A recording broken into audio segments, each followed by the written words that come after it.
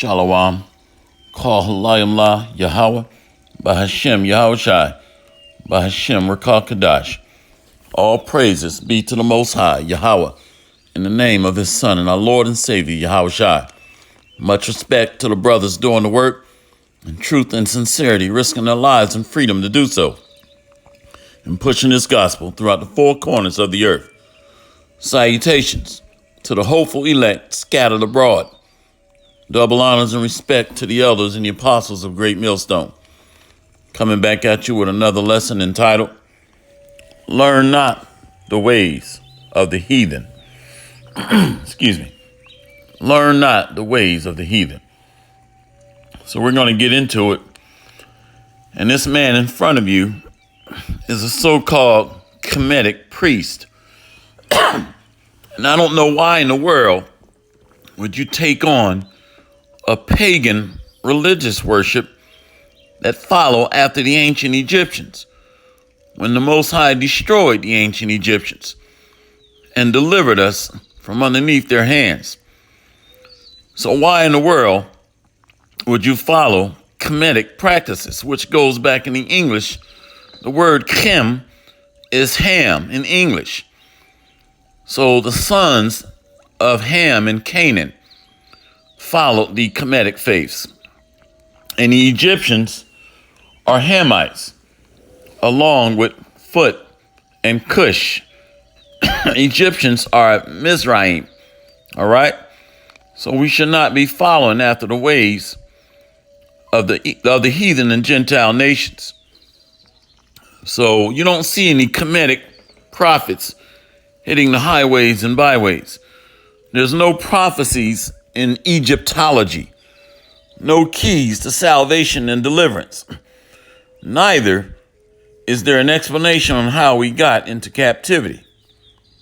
So let's go into it. We're going to start off in the book of Colossians, chapter 2, verse 8. Beware, lest any man spoil you through philosophy and vain deceit, after the tradition of men, and after the rudiments of the world, and not after Yahushua. So we should not be following philosophies and traditions of men, like the Kemetic faith. When Israelites were wearing the African map and medallion around their head, calling themselves Kemetic or African, it was not a problem. Esau did not have any grave fear or concern when we were calling ourselves heathen and Gentiles, calling ourselves sons of Ham, which is false. We are Shemitic, descendants of Shem. So we know that Noah had three sons, Ham, Shem, and Japheth. And the Israelites are Shemitic people. Let's go from there to the book of Isaiah 8 and 20. To the law and to the testimony, if they speak not according to this word, it is because there is no light in them. So there's no light in Egyptology or the Kemetic faith. It follows after the ancient pagan gods of Egypt. And there is no light in them. So they're speaking contrary to the law and the testimony of the Most High's word. Let's go to Proverbs 6 and 23. For the commandment is a lamp, and the law is light, and reproofs of instruction are the way of life, to keep thee from the evil woman, from the flattery of the tongue of a strange woman. So the Most High's book is a book of life, his holy word, a book of laws, statutes, and commandments. And it is a book of eternal life. Kemetic faith is philosophies of man. It is the flattery of a strange woman. What is that? False doctrines and traditions of men. So that's why, parabolically, when you're going off and following strange philosophies, you're being seduced by a strange woman. You should not be dressing up like a wild turkey, worshiping the ancient gods of ancient Egypt and Egyptology and Kemetic. Let's go from there back to Isaiah 8 and 20, to the law and to the testimony. If they speak not according to this word, it is because there is no light in them. There's no light in the Kemetic faith. No prophecies, no answers as to how we got in slavery and captivity, who's ruling over us. Neither is there a pathway to salvation and deliverance, redemption. Book of Joshua, chapter 1, verse 8. This book of the law shall not depart out of thy mouth, but thou shalt meditate therein day and night, that thou mayest observe to do according to all that is written therein. For then thou shalt make thy way prosperous, and then thou shalt have good success. So the Bible provides, the Bible provides the pathway to success, everlasting life, immortality, rulership, dominion, and provides us a segue to the hidden treasures of life. Let's go from there to the book of Baruch 1. The book of Baruch 1, let's start reading at verse 19. Since the day that the Lord brought our forefathers out of the land of Egypt unto this present day, we have been disobedient unto the Lord our power. We have been negligent in not hearing his voice. Most High speaks through his prophets. Verse 20, therefore the evils cleaved unto us, and the curse, which the Lord appointed by Moses, his servant, at the time that he brought our fathers out of the land of Egypt, to give us a land that floweth with milk and honey, like as it is to see this day. Baruch 1 and 21, nevertheless we have not hearkened unto the voice of the Lord our power, according unto all the words of the prophets, whom he sent unto us. But every man followed the imagination of his own wicked heart, to serve strange gods, and to do evil in the sight of the Lord our power. Egyptology and Kemetic, which is in English, it's Ham, the descendants of Ham and Canaan, Egypt, which is Mizraim, worship many different false pagan gods and ritualistic practices, where they committed blood sacrifices, sodomy. They shaved their heads bald, which is against the Most High's laws, statutes, and commandments. And they also wore women's clothing. So the ancient Egyptian oppressors were way off, but they're heathens. That's why Jeremiah chapter 10 says what? Learn not the ways of the heathen. So let's go from there to Baruch 1 and 21. Nevertheless, we have not hearkened unto the voice of the Lord our power, unto all the words of the prophets, whom he sent unto us. But every man followed the imagination of his own wicked heart, to serve strange gods, and to do evil in the sight of the Lord our power. This is why we were at the bottom, going against the Most High, Yahweh, Ba'ashem, Yahushai, and serving strange gods, going off and getting bugged out and possessed by demonic spirits, by worshiping pagan false gods. Let's continue. So we're going to go from there to the book of Baruch. Let's see what the Most High's holy word is about. Baruch 4 and 1. This is the book of the commandments of Yahweh, and the law that endureth forever. All they that keep it shall come to life, but such as leave it shall die. Turn thee, O Jacob, and take hold of it. Walk in the presence of the light thereof, that thou mayest be illuminated. Give not thine honor to another, nor of the things that are profitable unto thee to a strange nation. Serving Egyptology, serving ancient Mizraim, which is Egypt, is giving our honor and glory to a strange nation, going off and worshiping and serving their pagan gods. Excuse me. Baruch 4:3. Give not thine honor to another, nor the things that are profitable unto thee to a strange nation. Baruch 4:6. Ye were sold to the nations, not for your destruction, but because you moved Yahweh to wrath. Ye were delivered unto the enemies. Verse 7. For ye provoked him that made you by sacrificing unto devils, and not to Yahweh.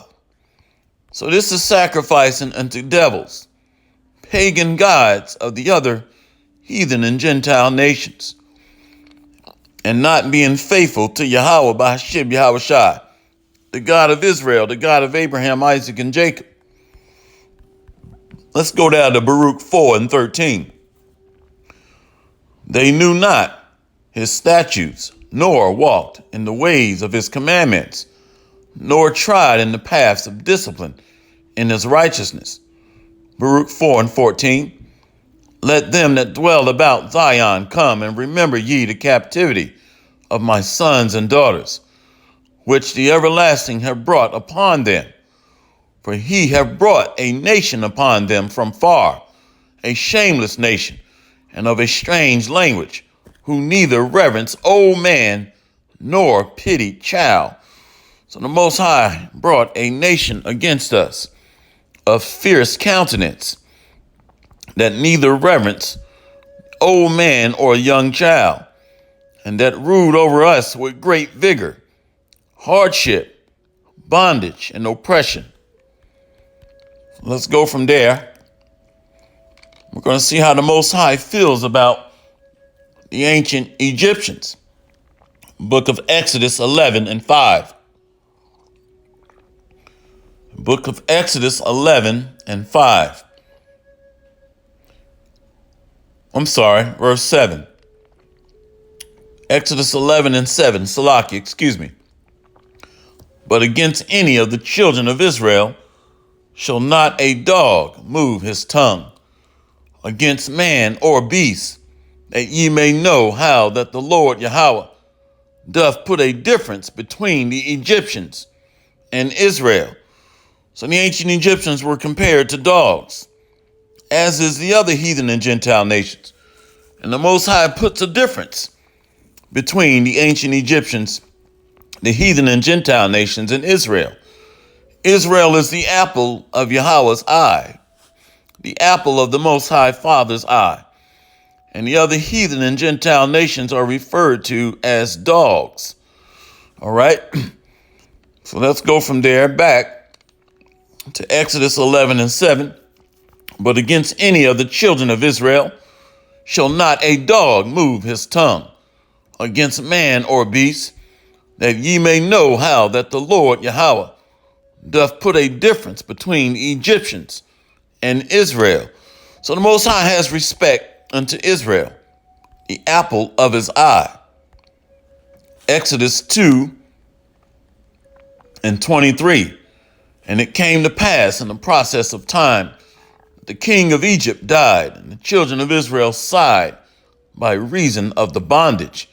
And they cried, and their cry came up unto Yahweh by reason of the bondage. Exodus 2:24. And Yahweh heard their groaning, and God remembered his covenant with Abraham, Isaac, and Jacob. So the Most High has not cast away his people. And he said that Israel shall endure forever and shall not be cast away. I'm paraphrasing. Let's read it again. Exodus 2:24. And Yahweh heard their groaning, and power remembered his covenant with Abraham, Isaac, and Jacob. Exodus 2:25. And Yahweh looked upon the children of Israel, and God had respect unto them. So the Most High loves, and cherishes. Respect, loves, and cherish Israel. And we're not supposed to shave our heads like the ancient Egyptians. And right here, he's shaving his head.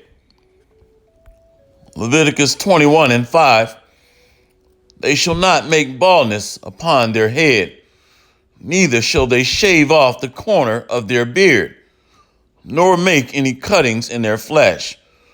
So going after ancient Kemetic faiths and Egyptology is going way off. And you should not wear that which pertaineth unto a woman. And a man is supposed to wear that which pertaineth unto a man, as it is written in the second book of the law, Deuteronomy 22:5. And we know the ancient Egyptians were engaging in sodomy. Let's go to Leviticus 18. Let's read the top first. Leviticus 18:2. Speak unto the children of Israel, and say unto them, I am the Lord your power. After the doings of the land of Egypt wherein ye dwell, ye shall not do. And after the doings of the land of Canaan, whither I bring you, ye shall not do. Neither shall you walk in their ordinances. Ye shall do my judgments and keep my ordinances to walk therein. I am the Lord your power. Leviticus 18:5. Ye shall therefore keep my statutes and my judgments, which if a man do, he shall live in them. I am the Lord. See? So this is going off. Shaving your head, wearing that which pertaineth unto a woman, and following after strange gods of a strange nation. And in this case, Egyptology and the Kemetic faith. There are no Kemetic prophets. There are no Egyptologists or Egyptology prophets. All right? The prophets are the men of Israel, the descendants of Abraham, Isaac, and Jacob, the mighty men and the ancient spirits from the days of old. So this is going off the Kemetic faith. And Chem comes from Ham. Let's see what else the ancient Egyptians were engaged in. We're in the same chapter and book, Leviticus 18:22. Thou shalt not lie with mankind as with womankind. It is an abomination. And that's what the ancient Egyptians were doing. And many Israelites took on these abominations that go against Yahweh by Hashem Yahweh Shai. So many Israelites went against the Lord and began to follow the ways and learn the ways of the heathen and Gentiles. So let's go from there. And we pretty much, matter of fact, let's go here. We're going to go to Leviticus 20:13. If a man also lie with mankind as he lieth with a woman, both of them have committed an abomination. They shall surely be put to death, and their blood shall be upon them. And we'll close out here in Jeremiah 10:2. Thus saith the Lord, learn not the way of the heathen, and be not dismayed at the signs of heaven, for the heathen are dismayed at them. So the heathen are following after worshiping the stars, worshiping the sun, and bowing down to idols, and worshiping strange gods, and bowing down to all of the other different customs and false religious worships of the strange nations. So hopefully this lesson has been edifying. All praises to Yahweh by Hashem, Yahweh Shai, by Hashem Rakakadash. Much respect and honor to the brothers doing the work in truth and sincerity, risking their lives and freedom to do so. Double honors and respect to the elders and the apostles of Great Millstone. See you on the next lesson, Lord willing. Kwam Yasharala and Abad Babal. Once again, learn not the ways of the heathen. See you on the next lesson, Lord willing. Shalom.